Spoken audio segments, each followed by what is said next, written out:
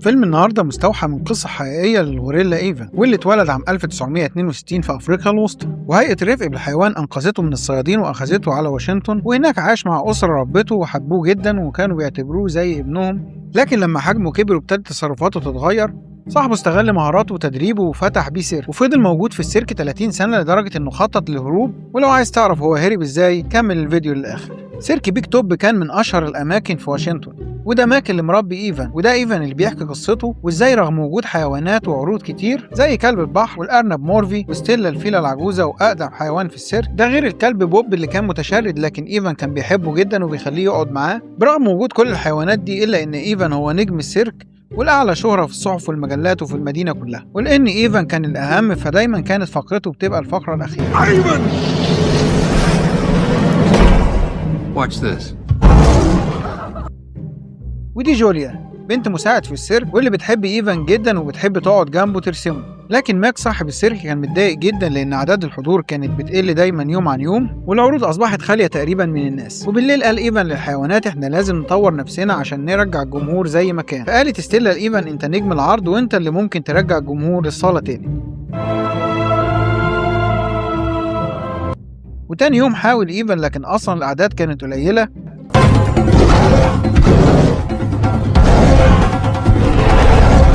فابتدى إيفان يشعر بالإحباط. وعشان جوليا حابة تخرجه من الحالة دي سابت له الورق والألوان عشان يرسم. وماك كان بيكره الكلب بوب جدا وبيحاول يخرجه أول ما يشوفه، لكن حارس السيرك ما كانش بيقدر يخرجه لأنه خايف من إيفان. وشاف إيفان خنفسة ماشية وجرب إنه يرسم. تاني يوم شاف ماك واحد من عاملين السيرك بيلم حاجته وماشي لأن السيرك ما بقاش زي الأول، وده خلى ماك يفكر إزاي يخرج من الورطة دي. فقرر إنه يستعين بحيوان جديد واللي كانت فيلة صغيرة اسمها روبي، وده لأن الأطفال بيحبوا الحيوانات الصغيرة.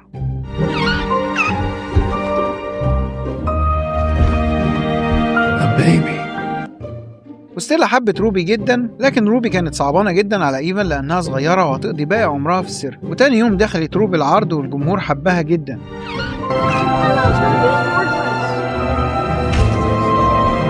ويوم ورا يوم الناس بقت تيجي السيرك عشان خاطر روبي واتحطت صورتها على يافطة السيرك مع إيفان. وفي يوم لاحظت جوليا إن ستيلا رجلها فيها مشكلة وبلغت والدها اللي بلغ ماك، ففهم ماك إن ستيلا كبرت وإنها مسألة وقت وهتموت. وتاني يوم كانت روبي خايفة تخرج للعرض لوحدها بسبب مرض ستيلا، لكن إيفان شجعها وقال لها لازم تثبتي إنك شجاعة، وفعلا خرجت وأدت العرض. وبالليل طلبت روبي من إيفان إنه يحكي لها حدوتة، فحكى لها إن كان في غوريلا صغير عايش مع أسرة بتحبه وتخاف عليه. Human friends, human beds. Whole world was his playground. Stared. لكن لما كبر بدأت تصرفاته تتغير، وده اللي خلى زوجة صاحبه سابت البيت بسببه. وتاني يوم كانت ستيلا تعبانة فقالت لإيفان إنه ياخد باله من روبي ويحاول يرجعها للغابة مكانها الأصلي. وإيفان وعدها إنه ينفذ كلامها، وماتت ستيلا وحزن عليها إيفان جدا.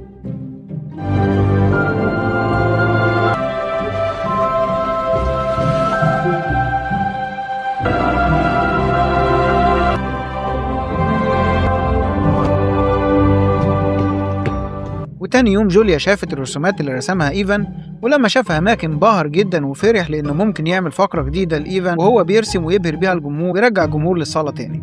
بعدها بيوم وبعد ما أعلن عن الفقرة دخل ماك على إيفان وطلب منه إنه يأدي فقرة كبيرة ترجع الجمهور للصالة تاني. وبعد ظهور إيفان طلب منه ماك إنه يرسم، لكن إيفان رفض يرسم وكمان اتريق عليه.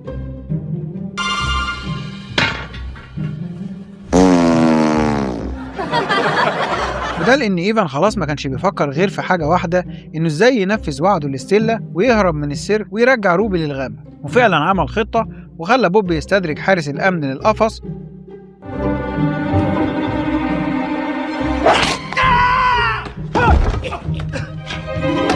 وتظاهر بالنوم، وبعدها حبس الحارس في القفص وخرج هو والحيوانات. والحارس اتصل بماك وقال له إن الحيوانات هربت.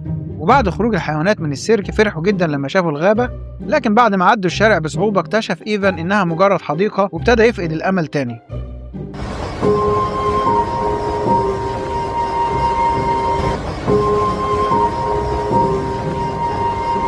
وفي الوقت ده وصل ماك وأقنعهم إن المكان مش أمان وإنهم لازم يرجعوا للسيرك تاني. وفعلا الحيوانات رجعت تاني مع ماك، وجت جوليا وجابت علب ألوان لإيفان عشان يرسم بيها، وقالت له إنها عارفة إنه عايز يرجع الغابة، ووعدته كمان إنها هتساعده. قعد إيفان مع نفسه يفتكر لما كان طفل وكان بيرسم بالطين على الصخر، فجات له فكرة عبقرية وأخد الألوان وابتدى يرسم لوحة كبيرة عشان يعرضها على الجمهور، وقعد طول الليل يرسم فيها عشان تبقى جاهزة للعرض.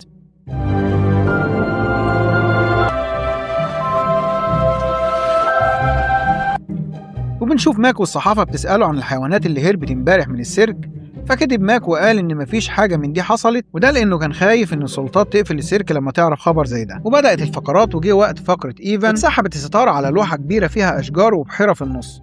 إيفان كان عايز يوصل للناس إن نفسه يبقى حر، لكن الناس ما فهمتش الرسالة، جوليا بس اللي فهمتها.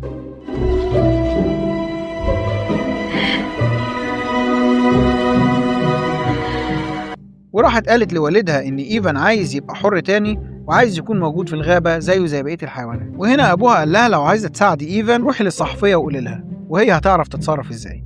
وابتدت الصحفية فعلا تشرح للناس معنى رسمة إيفان، وطلبت من الناس إنهم يساعدوه. وتاني يوم يصحى إيفان على صوت دوشة، وده لأن الناس اتجمعت قدام السيرك في مظاهرات بتطالب بحرية إيفان ورجوعه للغابة تاني.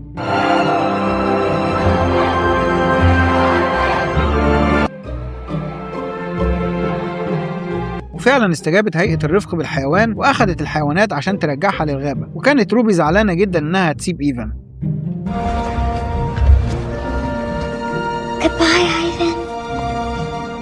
Goodbye, Ruby. ودخل ماك لإيفان، والمرة دي لما لقى بوب موجود عنده قال له خليك ما تمشيش، وكان زعلان جدا إنه مش هيشوف إيفان تاني.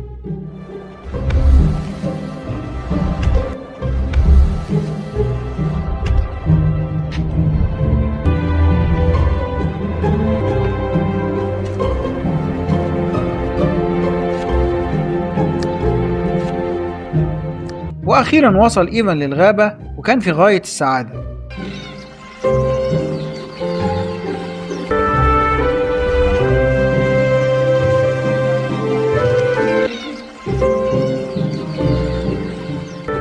وسمع من بعيد صوت فيلة وراح يجري عشان يبص عليهم، وتفاجئ بروبي في وسطهم. She's free. وفرح إن قدر يوفي وعده لستيلا. وبنشوف بوب وهو جاي يزوره، وجوليا كمان بتزوره. والمفاجأة كمان إن ماك جاب الأطفال اللي كان بتيجي تتفرج على عروض السيرك وراح عشان يزوره هو والأطفال. القصة فعلا حقيقية، وده مشهد لإيفان في الحقيقة. ما تنساش لو عجبك الفيديو تعمل لايك وتشترك في القناة عشان يوصلك كل الملخصات الجديدة. أحلى سلام.